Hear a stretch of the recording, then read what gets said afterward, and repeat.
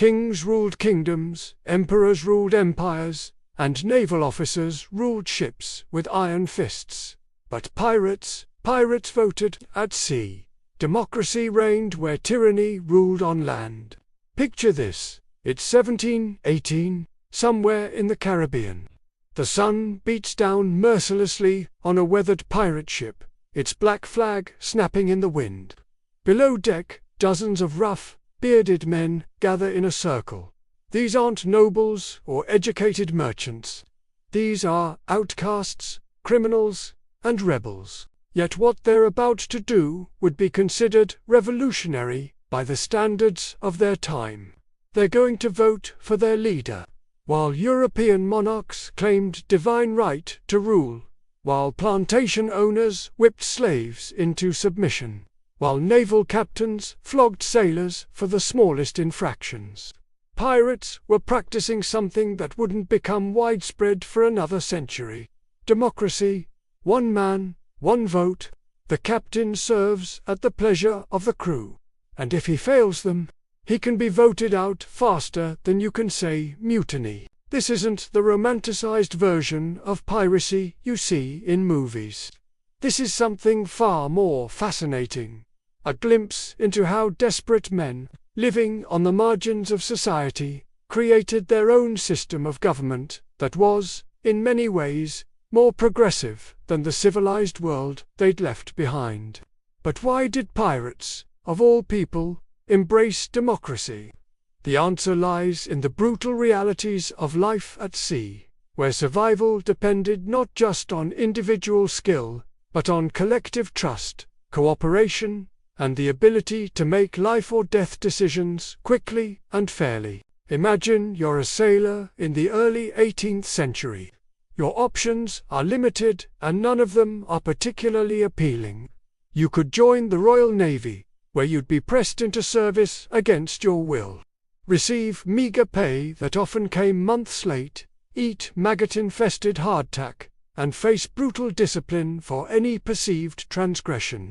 Captains had absolute authority and used it liberally. A sailor could be flogged, keel-hauled, or hanged for infractions as minor as talking back to an officer.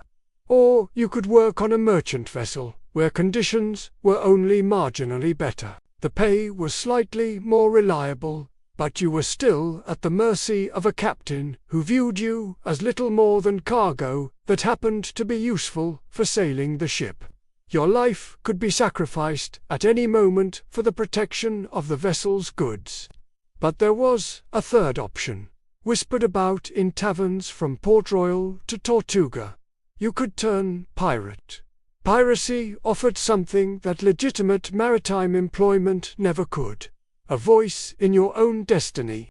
When you joined a pirate crew, you weren't just signing on as a hired hand. You were becoming part of a democratic collective where your opinion mattered, where profits were shared fairly, and where the man who led you did so not because of his birth or his connections, but because you and your shipmates believed he was the best man for the job.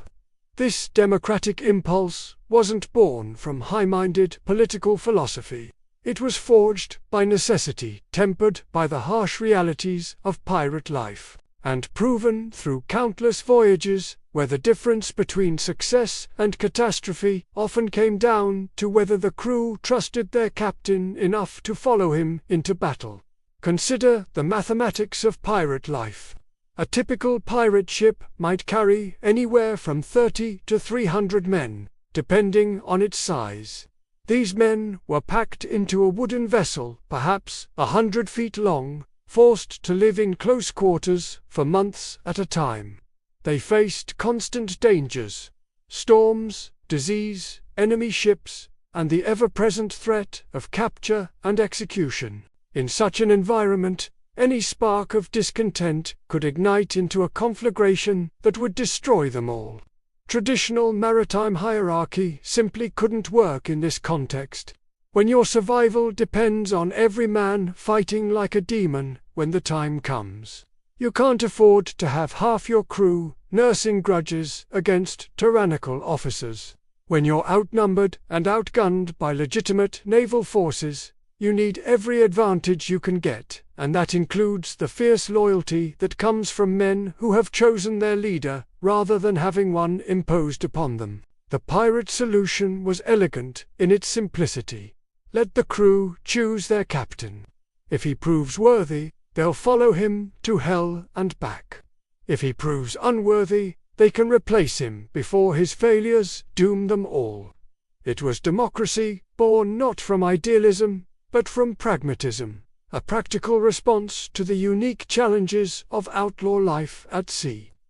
This democratic tradition wasn't uniform across all pirate ships, but it was remarkably widespread. From the Caribbean to the coast of West Africa, from the Indian Ocean to the waters off Madagascar, pirate crews were practicing forms of self-governance that would become commonplace in legitimate governments for generations to come. The process of selecting a pirate captain was both formal and informal, structured yet flexible. When a new captain needed to be chosen, whether because the previous one had died, been killed in battle, voted out of office, or because a new crew was forming, the democratic machinery would spring into action. Nominations could come from anyone. There were no property requirements, no literacy tests, no restrictions based on birth or background. A former slave could nominate a former gentleman, and both nominations would be given equal consideration. The only qualifications that mattered were those that would help the crew survive and prosper: courage, seamanship, tactical ability, and leadership skills.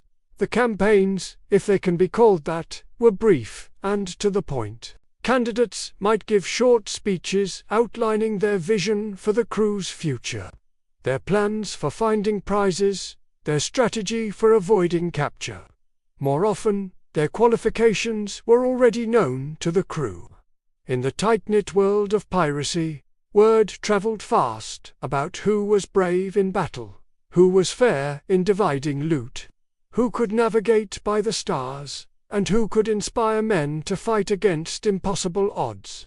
When it came time to vote, the process was refreshingly straightforward. Sometimes it was done by show of hands, with each candidate's supporters making themselves known.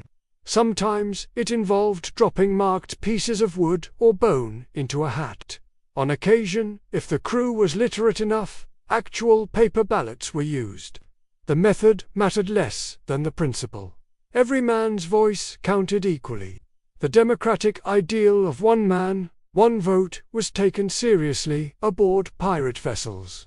It didn't matter if you were the ship's surgeon, educated and refined, or if you were a former plantation slave who had never learned to read. It didn't matter if you were an experienced sailor who had been at sea for decades, or if you were a landsman who had joined the crew just weeks before.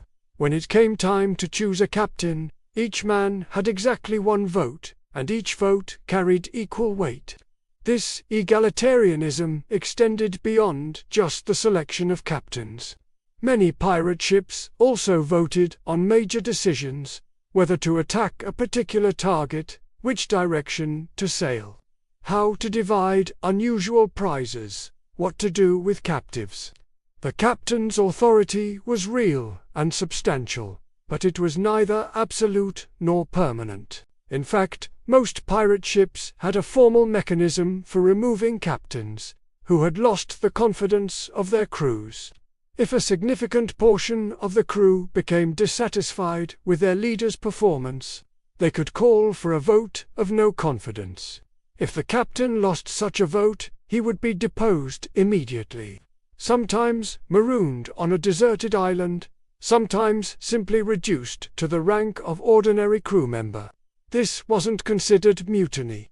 It was considered democracy in action. The most famous example of this democratic process in action involves Bartholomew Roberts, known as Black Bart, one of the most successful pirates of the Golden Age. Roberts wasn't born to piracy. He was a respectable Welsh sailor serving on a slave ship when it was captured by pirates in 1719. Initially reluctant to join the pirate crew, Roberts eventually embraced the lifestyle and quickly distinguished himself through his intelligence, charisma, and navigational skills.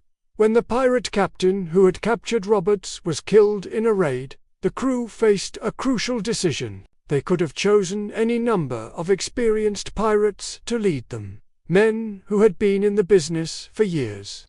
Instead, they elected Roberts, a newcomer who had been with them for only a few weeks. Why? Because, in that short time, he had demonstrated the qualities they valued most: courage under fire, fairness in his dealings with the crew, and a sharp tactical mind that had already helped them capture several valuable prizes. Roberts would go on to become one of the most successful pirates in history, capturing over 400 ships during his brief but spectacular career. His success vindicated the crew's democratic choice, but it also demonstrated the wisdom of the pirate electoral system. By choosing their leaders based on merit rather than seniority or background, pirate crews often ended up with remarkably effective captains. Another compelling example is the career of John Calico Jack Rackham, whose rise and fall illustrates both the power and the peril of pirate democracy. Rackham was elected captain of his crew in 1718, chosen largely for his charisma and his bold vision of piratical success. He was young, handsome, and confident, and he promised his crew that under his leadership they would capture enough treasure to make them all wealthy. For a time, Rackham's captaincy was successful. His crew captured numerous small vessels in the Caribbean, and his democratic leadership style kept morale high. He was also notable for his progressive attitudes toward women. His crew included 2 female pirates, Anne Bonny and Mary Read, who fought alongside the men as equals. However, Rackham's limitations as a military leader eventually became apparent. When faced with serious opposition from pirate hunters, he proved indecisive and ineffective. His crew began to lose confidence in his leadership, and there was talk of voting him out of office. Before this could happen, however, Rackham and his entire crew were captured by Jamaican authorities in 1720. The democratic accountability of pirate captains created a unique dynamic aboard these vessels. Unlike naval or merchant captains, who could rely on formal authority structures and legal backing to maintain discipline, pirate captains had to continuously earn their crew's loyalty and respect. This created both opportunities and challenges. On the positive side, it meant that pirate captains were generally more responsive to their crew's needs and concerns than their legitimate counterparts. A captain who ignored his men's grievances, or who treated them unfairly, would quickly find himself facing a vote of no confidence. This created strong incentives for fair treatment and democratic consultation. However, the need to maintain popularity could sometimes conflict with the need to make difficult decisions. A captain might know that a particular course of action was necessary for the crew's long-term survival. But, if that action was unpopular, implementing it could cost him his position. This tension between leadership and democracy was a constant challenge in pirate governance. The democratic selection of captains was just one part of a broader system of pirate governance that included several other elected or appointed positions. The most important of these was the quartermaster, a position that served as a check on the captain's authority and ensured that democratic principles were maintained throughout the voyage. The quartermaster was typically elected by the crew, just like the captain, and his duties were extensive and vital. He was responsible for maintaining discipline, settling disputes between crew members, and overseeing the distribution of food, water, and other supplies. Most importantly, he was in charge of dividing the loot after a successful raid, ensuring that each man received his fair share according to the articles of agreement that governed the ship. In many ways, the quartermaster functioned as a combination of prime minister and chief justice, providing a counterbalance to the captain's executive authority. While the captain had supreme command during battle and navigation, the quartermaster held sway over the crew's daily life and welfare. This division of power created a system of checks and balances that prevented any one individual from accumulating too much authority. The relationship between captain and quartermaster was crucial to the functioning of pirate democracy. In the best cases, they worked together as partners, with the captain providing strategic leadership and the quartermaster ensuring that democratic principles were upheld. When this partnership worked well, it created an environment where the crew felt both well led and fairly treated. However, conflicts between captains and quartermasters were not uncommon, and these conflicts could tear a crew apart.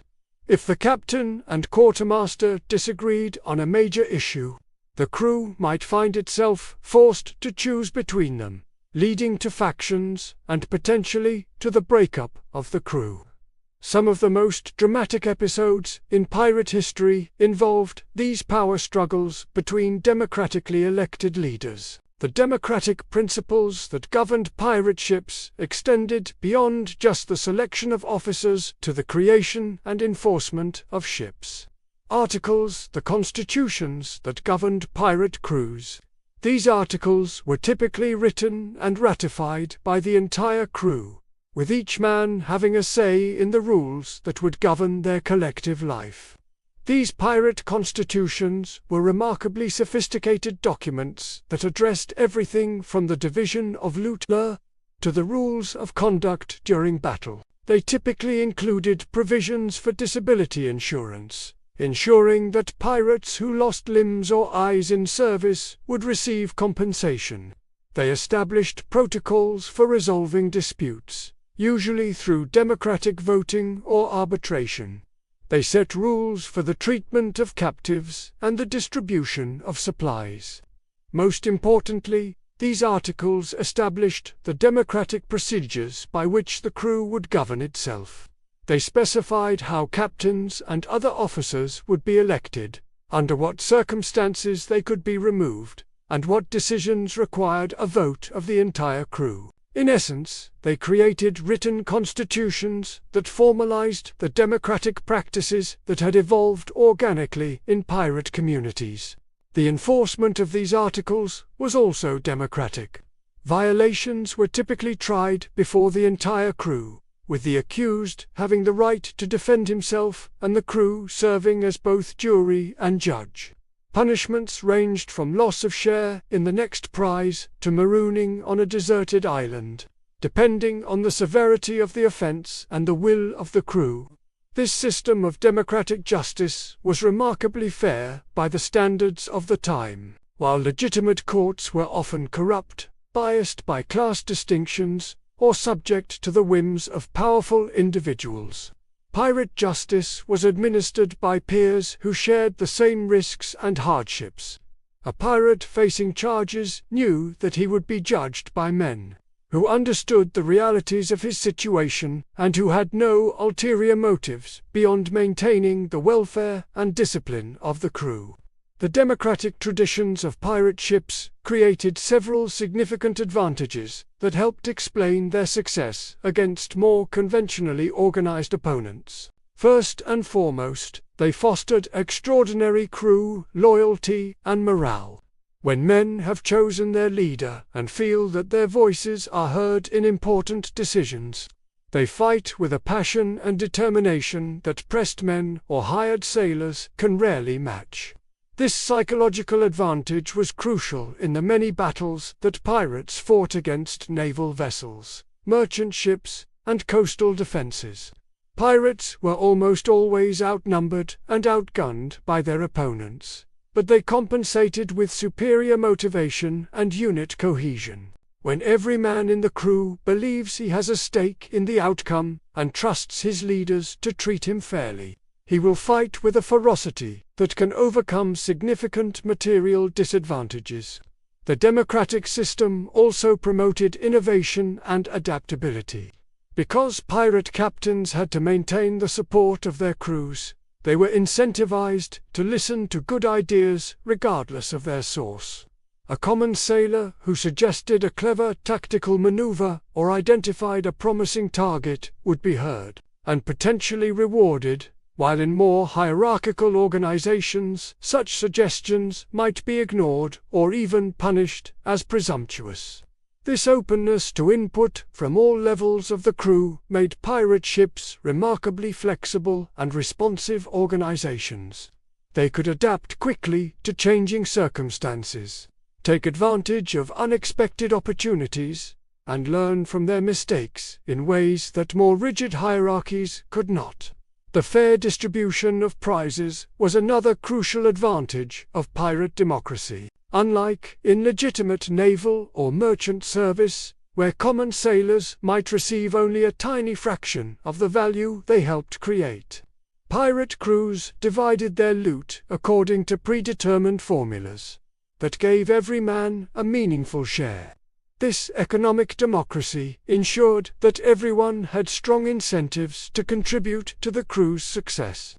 The typical pirate ship operated on a share system that was negotiated and agreed upon by the entire crew. The captain might receive 2 or 3 shares. The quartermaster and other officers might receive 1.5 shares. And ordinary crew members would receive 1 share each. This meant that while leadership was rewarded, the distribution of wealth was far more equitable than in legitimate maritime employment. This economic fairness had profound psychological effects. Pirates were not just fighting for their lives, or for abstract concepts like honor or duty. They were fighting for their own prosperity and independence. Every successful raid brought them closer to the wealth that might allow them to retire from piracy and live comfortably. This personal stake in the enterprise made them formidable opponents, indeed.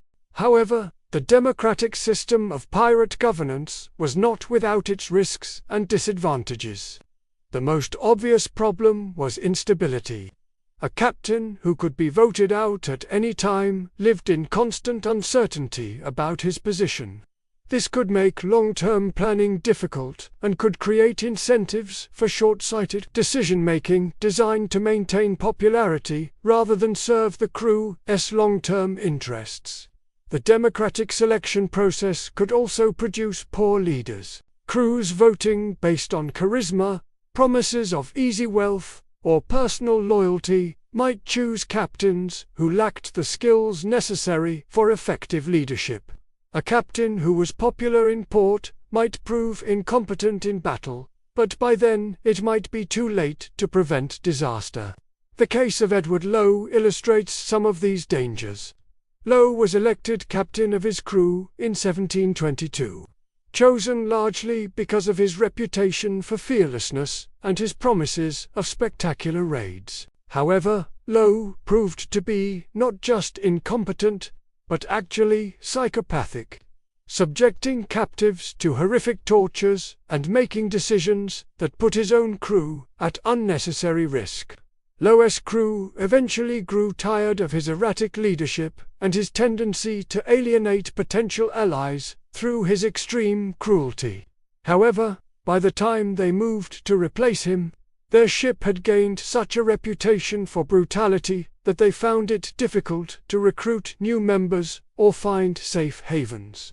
Lowe's democratic election had proven to be a disaster for all concerned. Another risk of pirate democracy was decision paralysis, when important choices had to be made quickly, such as whether to fight or flee when confronted by a superior force. The democratic process could prove too slow. A crew that spent crucial minutes debating tactics might find themselves overwhelmed by enemies who acted more decisively. Some pirate ships addressed this problem by giving their captains absolute authority during battles, while maintaining democratic governance during peacetime. This hybrid system attempted to combine the benefits of democratic legitimacy with the need for quick decision-making in crisis situations. However, it also created potential conflicts over when exactly the captain's emergency powers should be invoked. The democratic traditions of pirate ships also created internal political dynamics that could be destructive. Just as in legitimate democracies, pirate crews could become divided into factions supporting different leaders or policies. These factional disputes could paralyze decision-making, create lasting resentments, and sometimes lead to the breakup of successful crews. Campaign politics aboard pirate ships could become quite sophisticated, with potential captains building coalitions, making promises to different groups within the crew, and engaging in the kind of horse trading that characterizes democratic systems everywhere. While this political activity could produce better leaders and more representative decisions, it could also consume time and energy that might have been better devoted to piracy itself. Despite these risks and disadvantages, the democratic system of pirate governance proved remarkably durable and widespread during the golden age of piracy. This suggests that, for most pirate crews, the benefits outweighed the costs. The system's flexibility allowed it to adapt to different circumstances and different types of crews, while its fundamental fairness helped maintain the loyalty and motivation that were essential for success in the dangerous world of maritime piracy. The democratic traditions of pirate ships become even more remarkable when viewed in their historical context. The late 17th and early 18th centuries were times of absolute monarchy, rigid social hierarchies, and limited political participation, even among the educated classes. The idea that common sailors, many of them illiterate, many of them former slaves or indentured servants, should have equal voices in choosing their leaders was truly revolutionary. While philosophers like John Locke were writing theoretical treatises about government by consent of the governed, pirates were actually practicing it on the high seas. While political theorists debated the rights of man, pirate crews were living according to principles of equality and self-determination that would become widespread in legitimate governments for another century. This historical irony, that some of the era's most progressive democratic practices were found among its most notorious outlaws, highlights the complex relationship between piracy and the broader political developments of the age. Pirates weren't political revolutionaries in the modern sense. They weren't trying to overthrow governments or establish new political systems on land. But their democratic practices represented a profound rejection of the hierarchical assumptions that governed legitimate society. The influence of pirate democracy extended beyond the ships themselves to the broader culture of maritime communities throughout the Americas. Ports like Port Royal, Nassau, and Tortuga became centers of relatively egalitarian societies where social distinctions mattered less than personal ability and where democratic decision-making was the norm rather than the exception. These pirate havens served as laboratories for democratic governance, places where people from different backgrounds could come together as equals and participate in collective decision-making. Former slaves worked alongside former gentlemen, Europeans cooperated with Africans and Americans, and traditional social hierarchies broke down in the face of shared dangers and shared rewards. The cultural impact of these democratic experiments was felt throughout the Atlantic world. Stories of pirate equality and self-governance spread through sailor communities, slave quarters, and frontier settlements, carrying with them ideas about human equality and self-determination that would eventually contribute to broader revolutionary movements. Some historians argue that pirate democracy influenced the development of American democratic traditions, particularly in frontier areas where traditional authorities were weak and communities had to govern themselves. The experience of sailors who had served on democratic pirate ships may have contributed to the egalitarian spirit that characterized many American communities in the 18th and 19th centuries. The democratic practices of pirate ships also influenced the development of labor organizations among legitimate sailors. The tradition of collective decision-making, fair distribution of rewards, and democratic selection of leaders that characterized pirate crews provided a model for later sailor unions and maritime cooperatives. Even the language of pirate democracy entered the broader cultural vocabulary.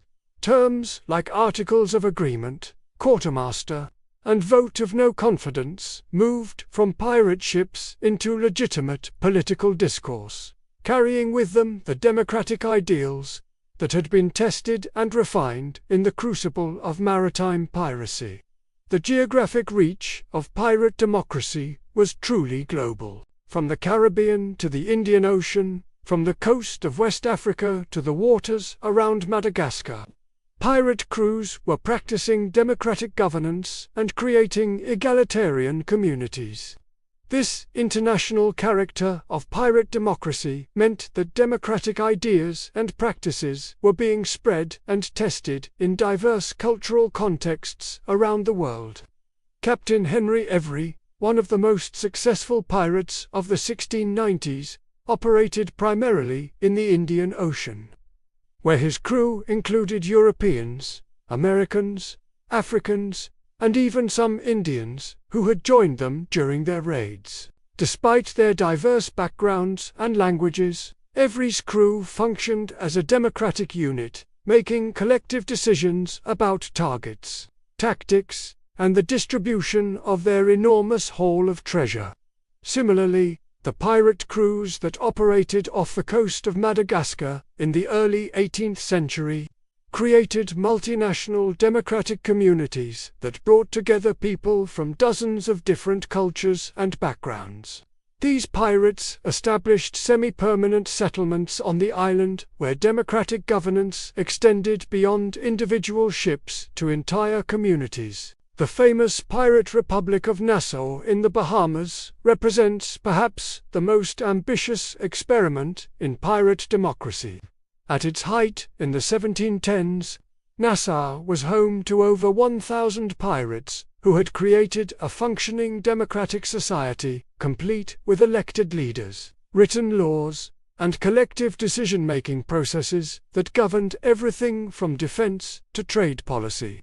The Nassau pirates established what was essentially a democratic confederation of pirate crews, with representatives from different ships meeting to make decisions that affected the entire community. They created courts to settle disputes, organized collective defenses against outside threats, and even established diplomatic relations with some legitimate governments. This pirate republic lasted for several years and might have endured longer if not for the concerted efforts of the British government to destroy it. The eventual fall of Nassau demonstrated both the potential and the limitations of pirate democracy. It could create remarkably functional and egalitarian societies, but it could not ultimately stand against the organized power of legitimate states. The democratic traditions of pirate ships also had important implications for gender relations. Though this aspect of pirate society was complex and sometimes contradictory, while most pirate crews were exclusively male, some ships did include women who fought and worked alongside the men as full equals. These female pirates, such as Anne, Bonny, and Mary Read, participated in the democratic governance of their ships and received equal shares in the distribution of prizes. The inclusion of women in some pirate crews represented a remarkable departure from the gender norms of the time. In legitimate society, women were excluded from political participation and were considered the property of their fathers or husbands. On pirate ships that accepted female members, however, these women enjoyed the same democratic rights as their male counterparts. This gender egalitarianism wasn't universal among pirates. Many crews explicitly excluded women, and some pirate articles forbade bringing women aboard ship. But the existence of any female pirates with full democratic rights was revolutionary by 18th century standards and contributed to the broader challenge that piracy posed to conventional social hierarchies. The democratic practices of pirate ships also extended to racial relations in ways that were remarkable for their time. Pirate crews often included former slaves who had gained their freedom by joining the crew, and these men typically enjoyed the same democratic rights as their white shipmates. A former slave could vote in the selection of officers, receive an equal share of prizes, and even be elected to leadership positions himself. This racial egalitarianism wasn't complete. Some pirate crews did maintain racial hierarchies, and pirates continued to participate in the slave trade when it was profitable. But the level of racial integration and equality found on many pirate ships was far more advanced than anything found in legitimate society of the time. Black Sam Bellamy, one of the most successful pirates of the early 18th century, commanded a crew that was roughly half African or of African descent. These black pirates weren't second-class members of the crew. They voted in elections, received equal shares of treasure, and held positions of authority. Some contemporary accounts suggest that Bellamy himself was elected captain partly because of his ability to maintain harmony in this racially diverse crew. The democratic traditions of pirate ships began to decline in the 1720s. As governments became more effective at suppressing piracy, the golden age of piracy was coming to an end, and with it, the maritime laboratories of democratic governance that had flourished for several decades. Several factors contributed to this decline. First, the major maritime powers, particularly Britain, France, and Spain, began devoting more resources to anti-piracy efforts.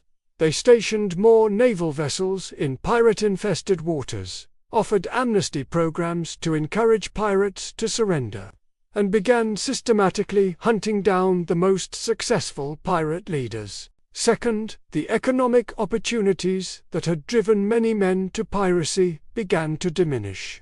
The end of various colonial wars meant that fewer sailors were thrown out of work, reducing the pool of potential recruits. At the same time, legitimate maritime employment became more readily available and better paid, providing alternatives to piratical careers. Third, the success of pirate democracy ironically contributed to its own downfall. As pirate crews became more effective and well organized, they also became greater threats to legitimate commerce and government authority. This increased threat prompted more concerted efforts to suppress piracy entirely rather than simply containing it. The final blows to pirate democracy came in the form of spectacular trials and executions of prominent pirate leaders. When Bartholomew Roberts was killed in battle in 1722, and when Edward Blackbeard, Teach, was killed and beheaded the same year, they took with them not just their individual crews, but the broader culture of pirate democracy that they had helped to maintain. By 1730, large-scale piracy had been largely suppressed in most of the world's oceans. The great pirate republics had been destroyed, the most successful captains were dead, and the survivors had either accepted amnesty or retreated to remote corners of the world where they posed little threat to international commerce. With the end of the golden age of piracy, the democratic traditions of pirate ships might have been forgotten entirely, if not for their influence on popular culture and political thought. The stories of pirate democracy, passed down through sailor communities and eventually recorded by historians and novelists, contributed to broader discussions about human equality and self-governance. The American Revolution, which began just a few decades after the end of the golden age of piracy, drew on many of the same ideas about consent of the governed and democratic participation that had been practiced on pirate ships. While the American revolutionaries certainly weren't inspired directly by pirate democracy, the two movements shared similar assumptions about human equality and the right of communities to choose their own leaders.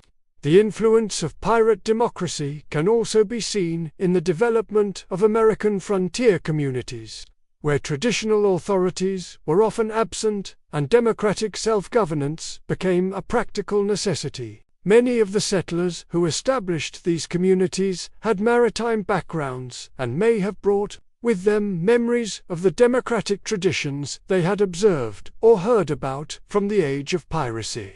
The Romantic literature that emerged in the 19th century helped preserve and popularize the memory of pirate democracy, though often in highly idealized forms.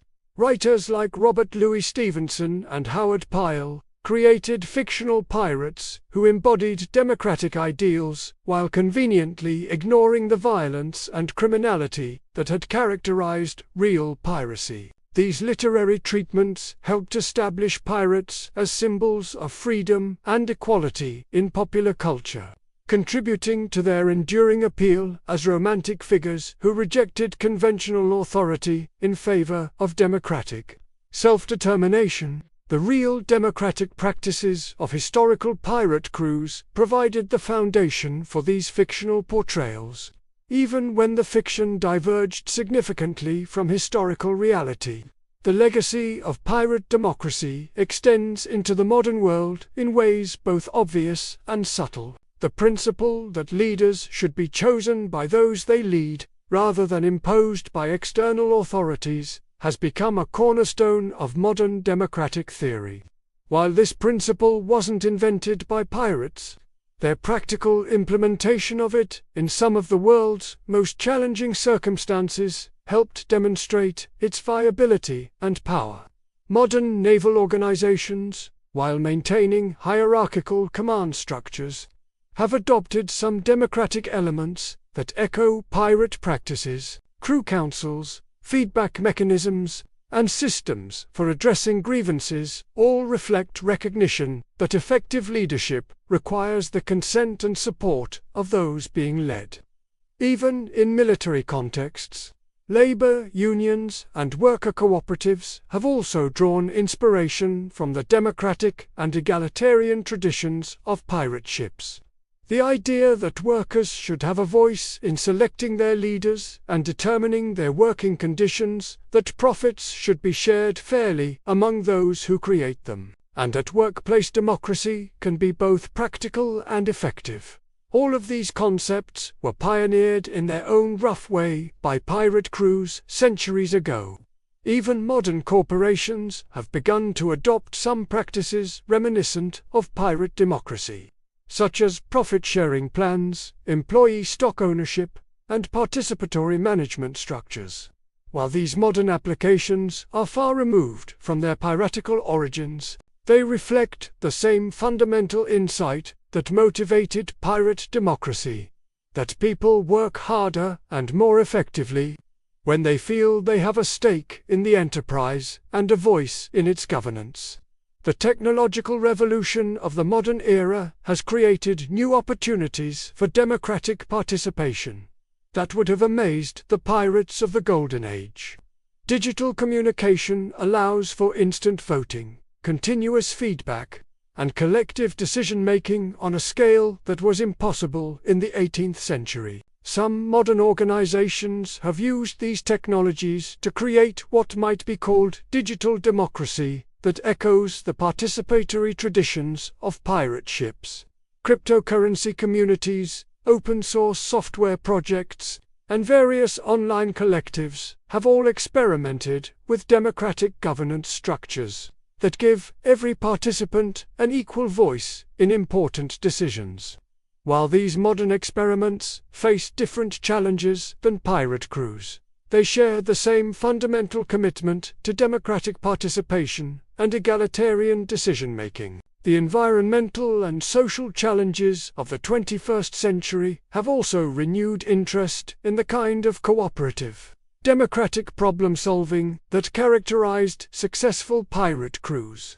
Climate change, global inequality, and other complex problems require the kind of collective action and shared sacrifice that democratic communities can mobilize more effectively than hierarchical ones. Some modern environmental and social movements have explicitly drawn inspiration from pirate democracy, adopting consensus-based decision-making, rotating leadership, and egalitarian resource sharing as alternatives to conventional organizational structures. These movements see in pirate democracy a model for how diverse groups of people can come together as equals to tackle common challenges. The study of pirate democracy has also contributed to academic understanding of how democratic institutions develop and function under extreme circumstances. Political scientists and historians have used pirate crews as case studies in democratic governance, examining how these organizations balanced individual freedom with collective discipline, how they maintained legitimacy without coercive power, and how they adapted democratic practices to the unique challenges of their environment.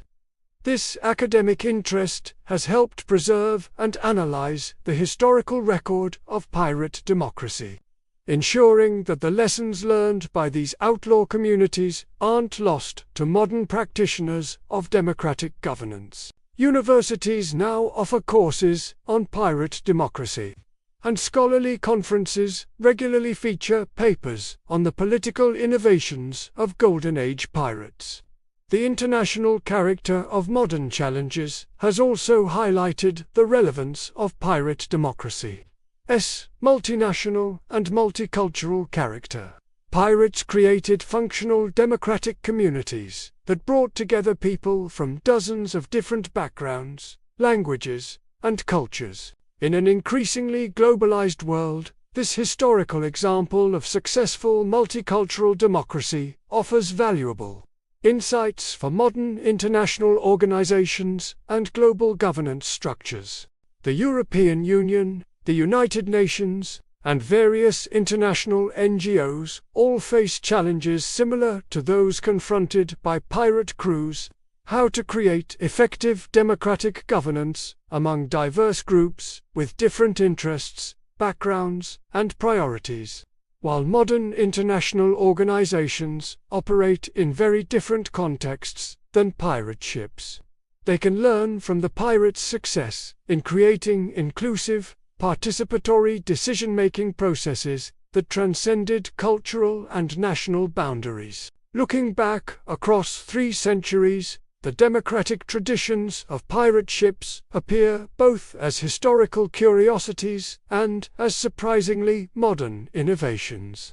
The pirates who voted for their captains shared their wealth equitably and governed themselves collectively, were solving problems that continue to challenge human societies today. How to create legitimate authority, how to balance individual freedom with collective needs, and how to maintain cooperation and trust among diverse groups of people. Their solutions weren't perfect. They were forged by desperate men in desperate circumstances, and they often broke down under the pressures of their violent and uncertain lives. But within those limitations, pirate crews created some of the most egalitarian and democratic societies of their era.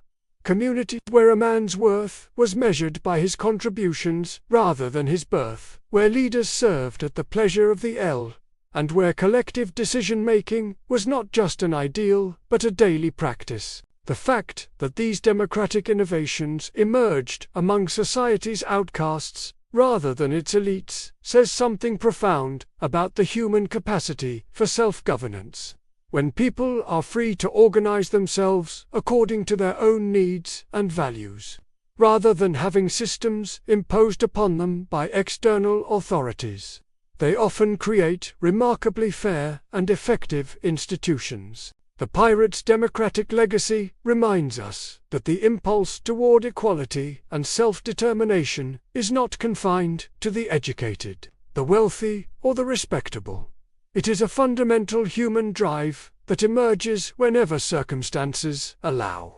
In our own age of democratic challenges, rising authoritarianism, political polarization, and declining trust in institutions, the example of pirate democracy offers both hope and practical lessons. It demonstrates that democracy can work even under the most challenging circumstances, that diverse groups can govern themselves effectively when they share common interests, and that democratic legitimacy is ultimately more powerful than imposed authority. The pirates who sailed the Caribbean 3 centuries ago couldn't have imagined the world we inhabit today, with its global communications, its complex institutions, and its interconnected challenges, but they would have understood our struggles to create fair and effective governance, to balance competing interests, and to maintain cooperation in the face of uncertainty and conflict. Their democratic innovations, born of necessity and tested in the crucible of outlaw life, continue to offer insights for all who seek to govern themselves and their communities with wisdom, fairness, and mutual respect. As we face the challenges of the 21st century, we might do well to remember that some of history's most innovative democratic practices emerged not from palaces or parliaments, but from the rolling decks of pirate ships, where ordinary men discovered extraordinary ways to govern themselves. The democratic experiment of the pirates ultimately failed, not because democracy itself was flawed, but because the broader world wasn't ready for the radical equality they practiced. The established powers of their day, monarchs, merchants, and colonial administrators, saw pirate democracy not just as criminal behavior, but as a fundamental threat to the hierarchical order upon which their authority rested. When the British Empire finally marshaled the resources to crush the great pirate crews of the Caribbean, they weren't just suppressing criminal activity. They were stamping out laboratories of democratic governance that had proven embarrassingly successful at creating loyal, effective, and egalitarian communities. The efficiency with which pirates could organize themselves, the fierce loyalty they inspired in their followers, and the economic success they achieved through cooperative effort all stood as implicit criticisms of the authoritarian systems that dominated legitimate society. The irony is profound. While European philosophers debated the theoretical possibilities of democratic governance in their libraries and salons, rough sailors and escaped slaves were proving its practical viability on the high seas. While political theorists argued about whether common people could be trusted with self-governance, pirate crews were demonstrating that even the most marginalized members of society could create sophisticated and effective democratic institutions. This historical lesson resonates powerfully in our modern context. Today, as global challenges, from climate change to economic inequality to the management of emerging technologies, require the kind of collective action and shared sacrifice that can only be sustained through genuine democratic participation. The top-down hierarchical approaches that dominated the industrial age are proving inadequate for addressing problems that affect everyone and require everyone's cooperation to solve. The pirates' insight that people fight harder and work more effectively when they have chosen their leaders and helped shape their destinies remains as relevant today as it was 3 centuries ago.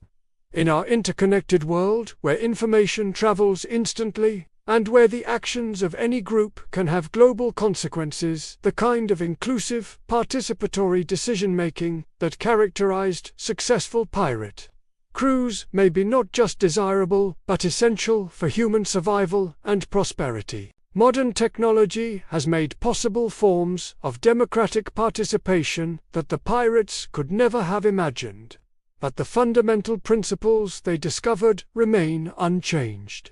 Whether we're talking about online communities, international organizations, or global movements for social change, The most successful and sustainable initiatives are those that give all participants a meaningful voice in the decisions that affect them. The environmental movement offers perhaps the clearest example of how pirate democratic principles are being applied to modern challenges. Climate activists have created global networks that operate according to principles of equality, consensus building, and shared leadership that would be familiar to any pirate quartermaster. These movements succeed not through top-down command structures, but through the voluntary cooperation of millions of individuals who have chosen to work together toward common goals. Similarly, the open-source software movement has created some of the world's most important technologies through democratic collaboration among programmers from dozens of countries and cultures. These projects succeed because they apply pirate-like principles: meritocratic leadership, fair distribution of credit and rewards, and decision-making processes that give voice to all contributors regardless of their formal credentials or institutional affiliations.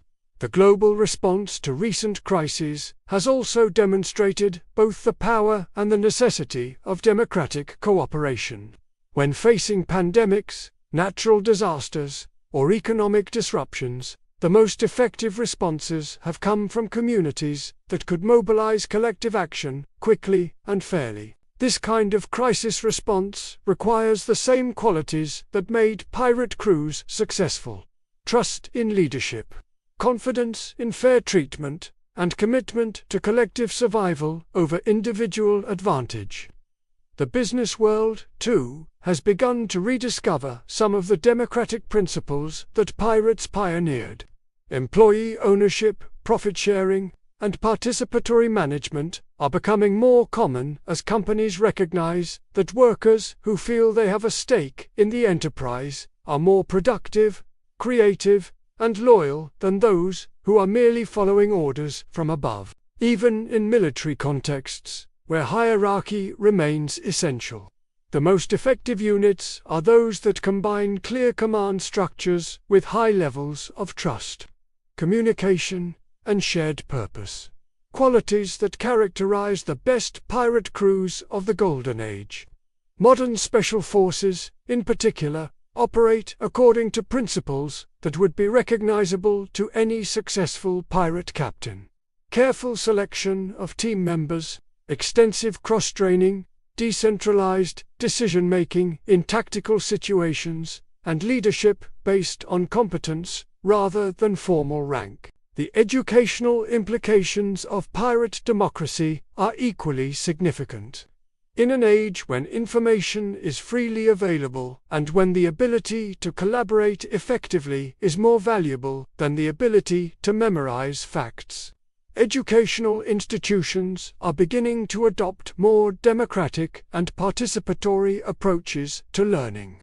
Students who help shape their own educational experiences, who work collaboratively on meaningful projects, and who see their teachers as guides rather than authorities, develop the kind of critical thinking and cooperative skills that democratic societies require. The role of women in modern democratic movements also echoes the complex legacy of female pirates like Anne Bonny and Mary Read. While piracy was predominantly male, the few women who did participate often achieved levels of equality and respect that were impossible in legitimate society. Today's feminist movements draw inspiration from these historical examples of women who rejected conventional gender roles and proved their capability as equals in traditionally male domains. The racial integration that characterized many pirate crews also prefigures modern struggles for racial equality and social justice. Pirates were unmotivated by high-minded ideals of racial harmony. They were practical people who recognized that survival depended on cooperation among all crew members regardless of their background. But their willingness to work with and follow leaders from different racial groups demonstrated possibilities for human cooperation that wouldn't be widely accepted in legitimate society for centuries to come. The international character of pirate crews offers lessons for our globalized world as well. Pirates successfully created multicultural, multilingual communities that functioned effectively despite enormous diversity in backgrounds, beliefs, and customs. In our interconnected age, when global problems require global solutions, the pirates' example of successful international cooperation remains highly relevant. Religious tolerance was another area, where pirate communities often proved more progressive than their legitimate counterparts. While European societies were still fighting wars over religious differences, pirate crews typically included men of various faiths who worked together harmoniously. This practical ecumenism arose from the same pragmatic considerations that drove other aspects of pirate democracy. When survival depends on cooperation, theological differences become secondary to practical effectiveness. The economic lessons of pirate democracy are particularly relevant in an age of growing inequality. Pirates developed sophisticated systems for sharing wealth that ensured all contributors received fair compensation for their efforts and risks. Their share systems were more equitable than anything found in legitimate maritime employment, and their principles of economic democracy helped maintain the social cohesion that was essential for their survival. Modern discussions of universal basic income, worker cooperatives, and wealth redistribution all echo the economic innovations of pirate crews. The pirates proved that it was possible to create economic systems that rewarded individual contribution while ensuring that everyone's basic needs were met and that no one accumulated disproportionate wealth at the expense of others. The psychological insights embedded in pirate democracy are equally valuable. Pirates understood intuitively that people need to feel valued, heard, and fairly treated in order to perform at their best. They created systems of governance that provided regular opportunities for feedback, recognition, and advancement based on merit rather than favoritism or inherited status. These psychological principles are now supported by extensive research in organizational behavior and management science. But pirates discovered them through trial and error in some of the world's most challenging environments. Their success in creating high-performing teams under extreme stress offers valuable lessons for any modern organization that needs to motivate people to work together effectively. The conflict resolution mechanisms developed by pirate crews also provide models for modern dispute resolution. Pirates couldn't afford to let personal conflicts fester into feuds that would tear their communities apart. So they developed fair and efficient ways to address grievances and settle disputes. These systems emphasized restoration over punishment, seeking solutions that would preserve relationships and maintain crew cohesion, rather than simply establishing who was right and who was wrong. Modern restorative justice programs, mediation services, and community-based conflict resolution initiatives all reflect similar principles. They recognize that the goal of addressing conflict should be to repair relationships and prevent future problems, rather than simply to punish wrongdoers or establish fault. The communication strategies used by successful pirate captains offer insights for modern leadership as well. These leaders had to maintain authority and discipline while also remaining accessible and responsive to their crew's concerns. They had to balance confidence and decisiveness with humility and openness to input from others. These same balancing acts challenge leaders in every context today. The pirates' approach to risk management provides another area of relevance for the modern world. Pirate crews operated in an environment of extreme uncertainty, where any decision could mean the difference between wealth and death. They developed sophisticated methods for assessing risks, gathering intelligence, and making collective decisions under pressure. These skills remain essential for anyone operating in today's fast-changing, high-stakes global environment.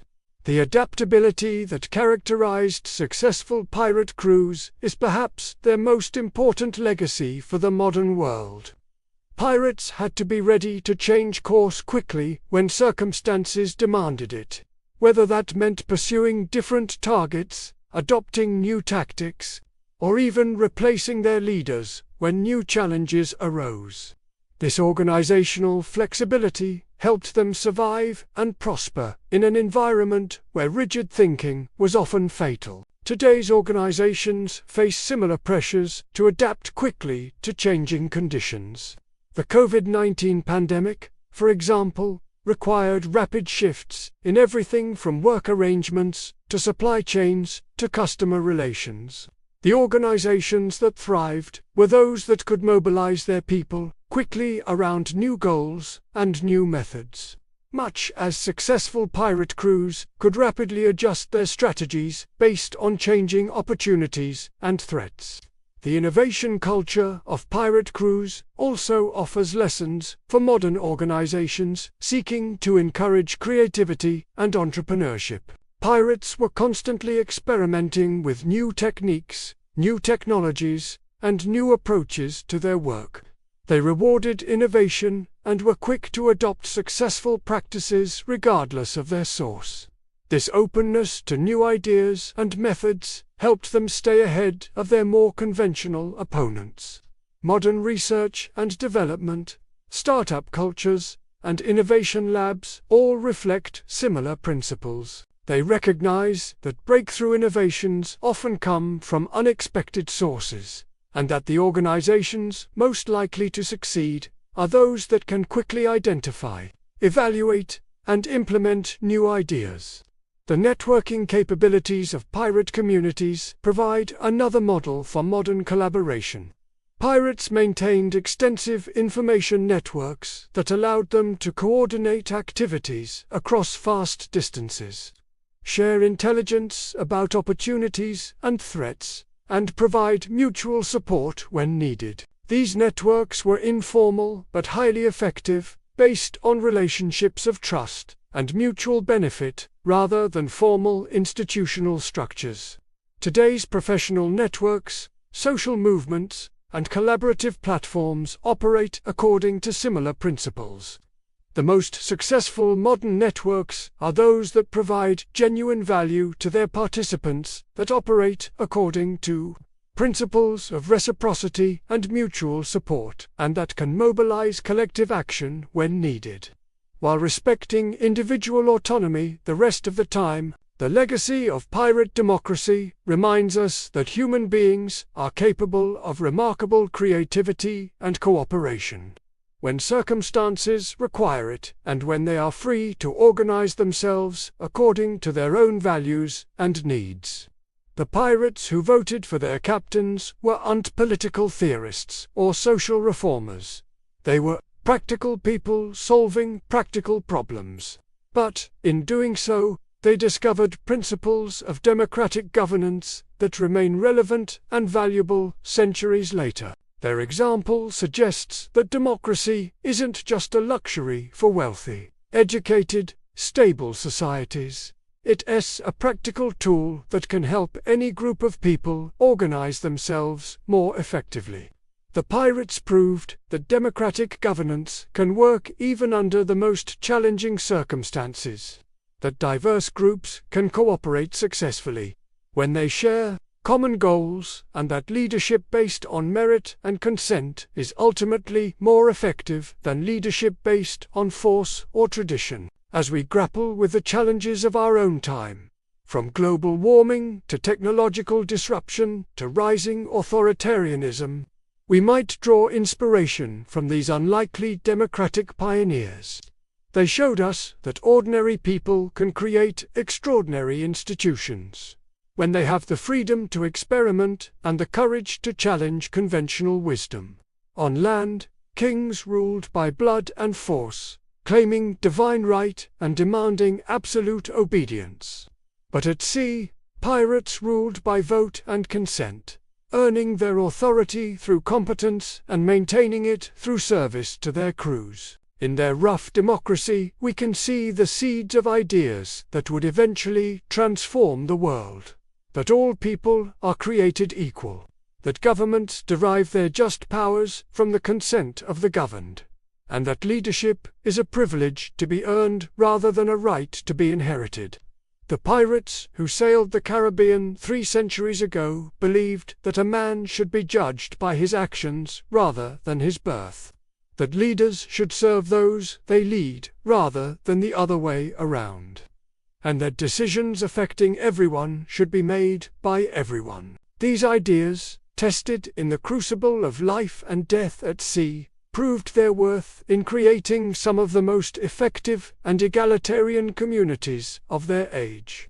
Today, as we continue the long human struggle to create just and effective societies, we would do well to remember that some of our most cherished democratic ideals were first proven not in the halls of power, but on the rolling decks of outlaw ships, where desperate men discovered that the path to survival led through cooperation, equality, and the simple revolutionary idea that every voice deserves to be heard. The next time you cast a vote, participate in a town hall meeting, or work collaboratively with colleagues from different backgrounds, remember that you're participating in a tradition that includes not just founding fathers and political philosophers, but also the rough sailors and escaped slaves, who, 3 centuries ago, proved that democracy could work even in the most unlikely circumstances.